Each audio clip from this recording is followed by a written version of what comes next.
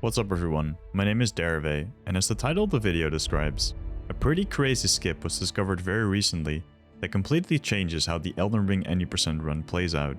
And in this video, we'll take a look at how this works and how this insane new tech is going to influence the Any Speedrun moving forward.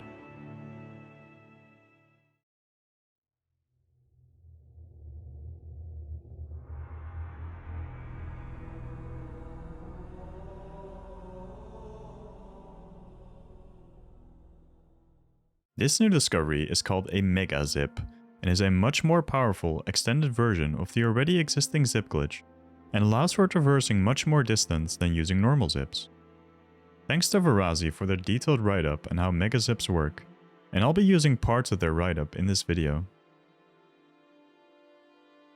If you are not yet familiar with what a zip actually is and how they can be created, then I'd recommend watching my other video on zips for a simplified explanation on how zips work, which is linked in the video description. That said, let's get on with the video. As mentioned earlier in the video, a Mega Zip is a much more extended version of a normal zip and can last for over 4 times its usual length.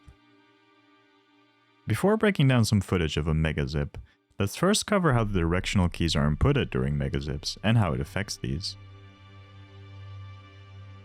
A Mega Zip can be created by tapping a directional key right after releasing the initial directional key during a regular long zip setup.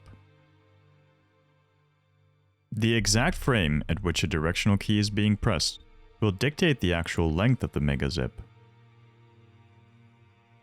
The window to tap the directional key is 14 frames long, and a directional key can be pressed on any of these frames to create a Mega Zip.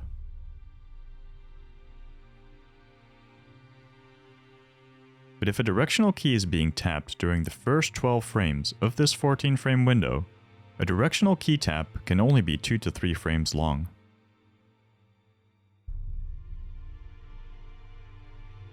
If a directional key is being pressed on the 13th or 14th frame, there is no length requirement for tapping the directional key, which may be preferable in some cases. Pressing the second directional key on the 14th frame is considered the best possible outcome for a Mega Zip, as it provides for the maximum amount of distance possible, and also means that getting a perfect Mega Zip is a double frame perfect trick. For now, to put it simply, the later a directional key is being pressed after performing a normal zip, the longer a Mega Zip will be. More than one directional key can be chained together, although the total length of a Mega Zip is determined by the last directional key tap. For example, waiting until the 10th frame before tapping a single directional key, or doing one tap on the 5th frame and one tap on the 10th frame, will result in the same length during a Mega Zip. The same method can also be used to change direction after performing a regular long zip setup, although this can lead to mixed results due to inconsistent key presses. It can provide more control with the direction you wish to go using zips. Mega Zips, unfortunately, also suffer from the same inconsistencies, if not adding additional inconsistencies compared to normal zips. Since Mega Zips are an extension to normal zips, they also require the same precise timings, as well as having completely stable frame times to execute, similar to normal long zips.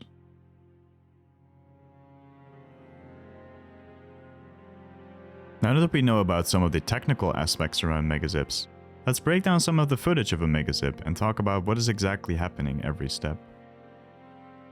In this example, I'm using a macro to perfectly simulate a perfect Mega Zip, and has precise timings on the block and both the first and second directional input presses that are present in a Mega Zip. So as I hit my macro key, I first start blocking for 132 frames, and then as the idle blocking animation roughly loops, 7 frames of pressing a directional key are added to create a normal long zip. Now, to create the Mega Zip. As soon as the first directional key press is released that launches a normal zip, I wait for 14 frames and then press another directional key that extends my long zip and creates a Mega Zip.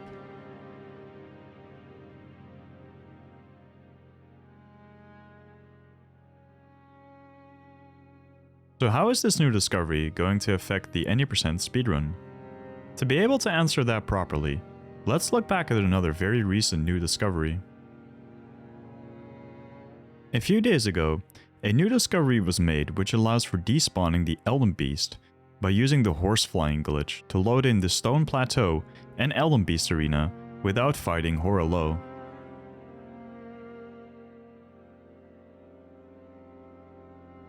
If a player then moves far enough away from the Tree using the same horse flying glitch, the Elden Beast Arena gets despawned and makes the Elden Beast fall to its death. With this knowledge, we can actually use the same method of despawning Elden Beast through the horse flying glitch, but instead of using the horse flying glitch, we can use a Mega Zip to gain enough distance to despawn the Elden Beast Arena. From the start of Lanedale, by using a normal zip to get to the foot of the Tree, which is inside of the Horror Low Arena, we can run up the stairs after Horror Low without triggering the fight itself. Then, by utilizing a Mega Zip and zipping so far away from that arena, the Stone Plateau and Elden Beast Arena that normally load in when being up the staircase are also deloaded and causes Elden Beast to fall through the map and also die instantly. After falling down after the Mega Zip, we also trigger the cutscene for the Horror Low fight, and after spawning back in and running around for a few seconds in that arena, Elden Beast will have already died from its arena despawning underneath us, and after receiving its remembrance, the game teleports us to the Stone Plateau, where we can trigger the credits and finish the game. Spoiler, Radagon is alive, but he is no threat, as there is a Grace active that, after interacting with it, despawns him as well.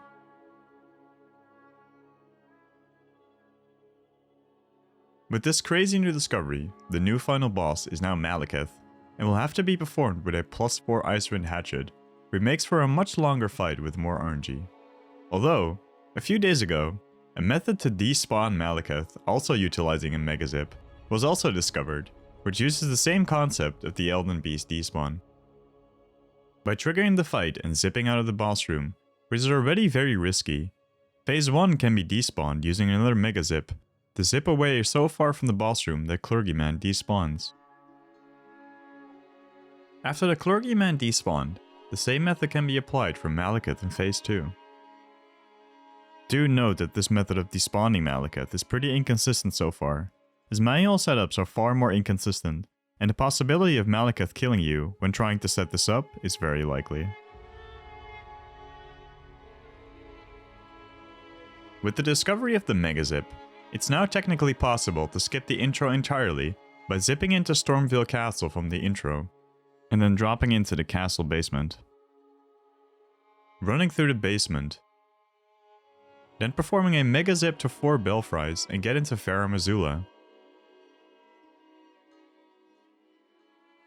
Then, another 4 Squid Wrong Warp can be used to spawn right into the mainland of Farum Azula and zip to Maliketh. That should cover most of the things around the new Mega Zip glitch, as well as how the new Any route is going to look like. The Any run should go below 10 minutes soon with this new crazy tech, and I expect this to be hit rather soon. This new tech is insane, and I'm personally mind blown by how quickly we are finding new things with the game only being barely over a month old. Who knows what we'll find next? Thanks so much for watching my video.